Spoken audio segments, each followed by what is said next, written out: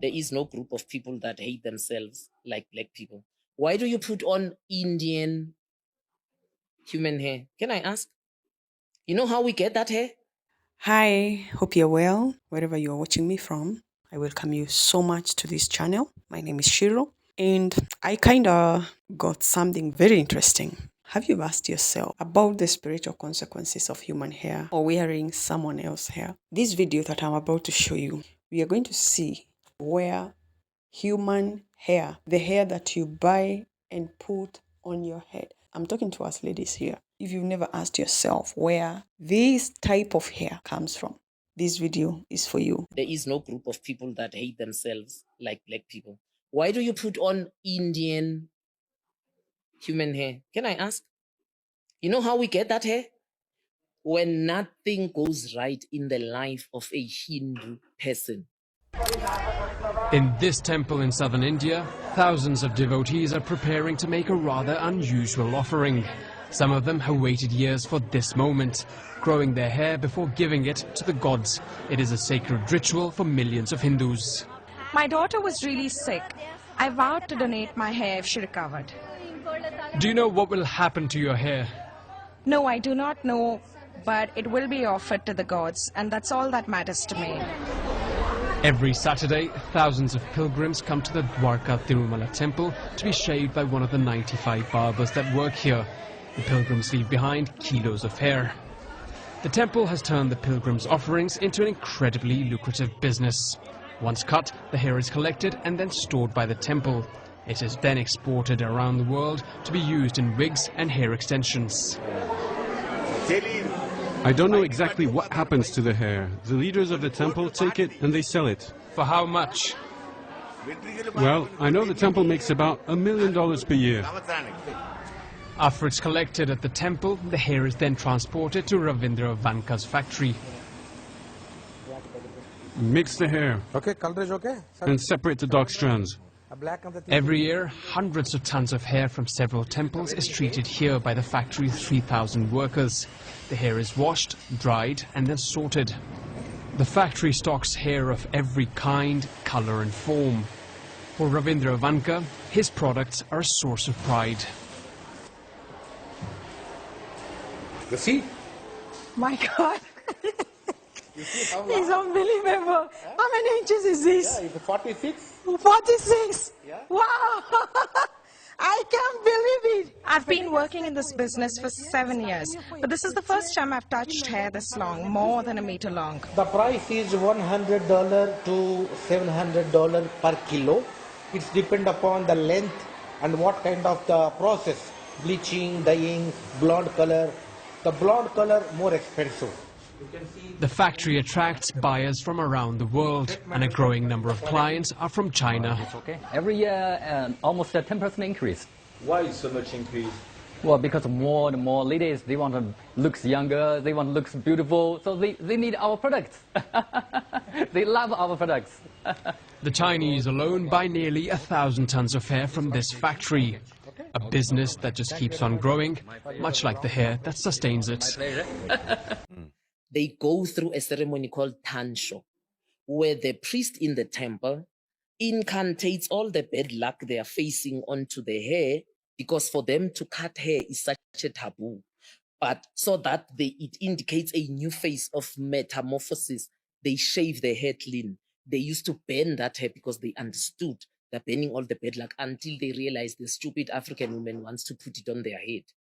So you buy your own bad luck and you put it on your head. So I think I'll leave it there. We should love ourselves. Yanti is honoring a promise to the God she believes healed her. She hasn't anything more valuable to offer than her hair.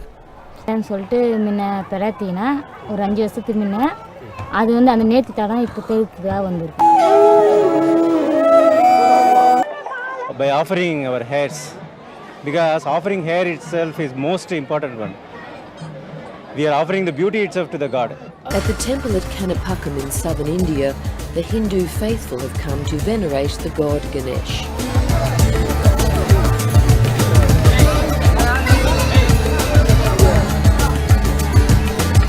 They've travelled for days to queue for hours in the hope that their prayers will be answered. In their pursuit of good fortune, many will make a very personal offering.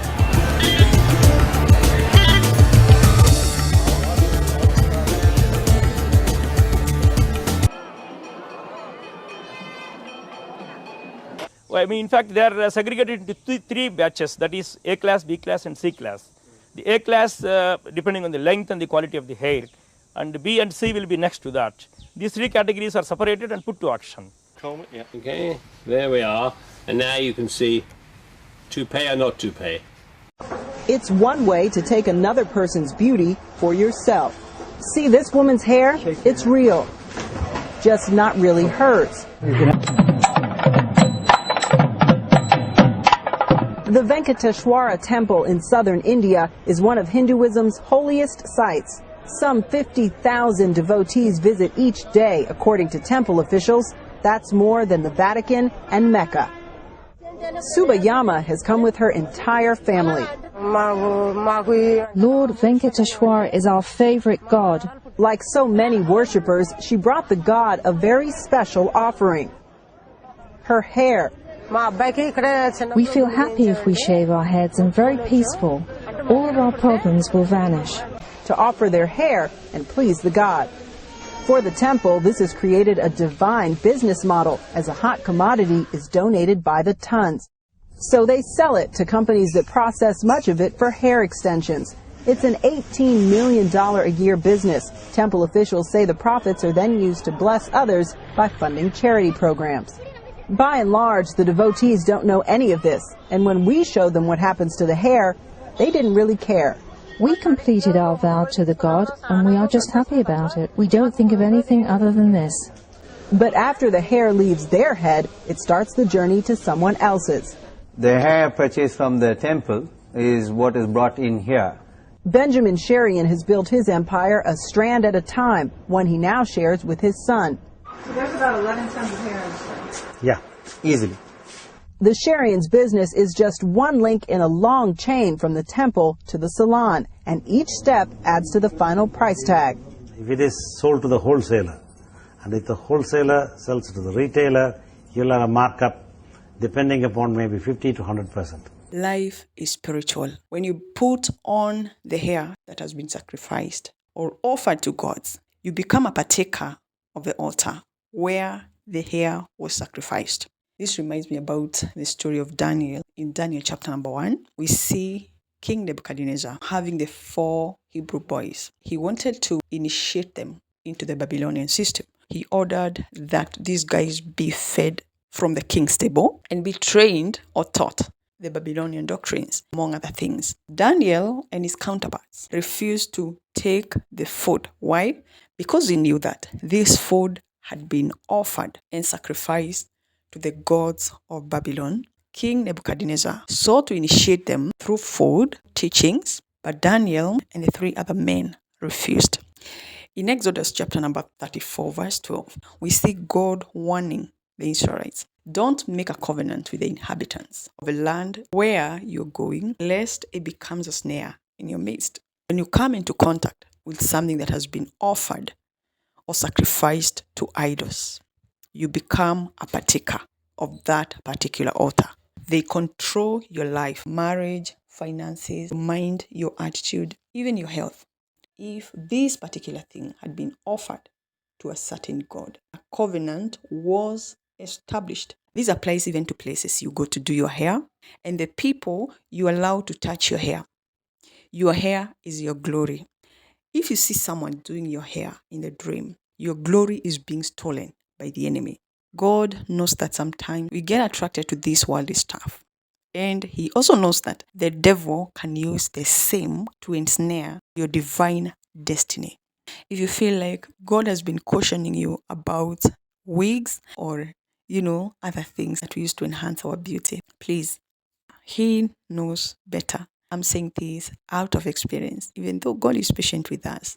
The sooner you obey, the faster you get delivered from the problems. Kindly share this video to your friends, subscribe, and share the video with those that you care about.